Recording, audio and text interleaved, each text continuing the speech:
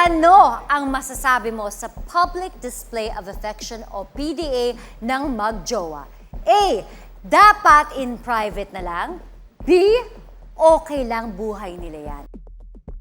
Oh, love is in the air. Saya kaya. Ikaw naman, Heart. Anong gagawin mo? Huwag lang yung malaswa. Pero malambing kasi akong tao, so medyo, affectionate ako. Pero yung mga ibang mga chumo-cheek to cheek na, mga chumo-check to check, ganyan, maybe kumuha na nga kayo ng kwarto. Yun na lang siguro para sa So, letter C ka. So, letter C! In short, kung meron. Sa isang barkada, mas gusto mo bang kasama ang taong A. Uma-agree sa sinasabi mo, B. Kumokontra sa mga opinion mo.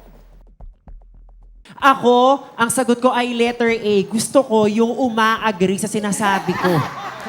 Okay? Kasi, kung kukontra lang, sana hindi na ako umalis ng bahay. Di ba? Nandun yung nanay ko, nandun yung tatay ko. Lagi ako umalis sa paningin nila, di ba? So, doon na lang ako sa barkada ko na lagi akong tama. Oh.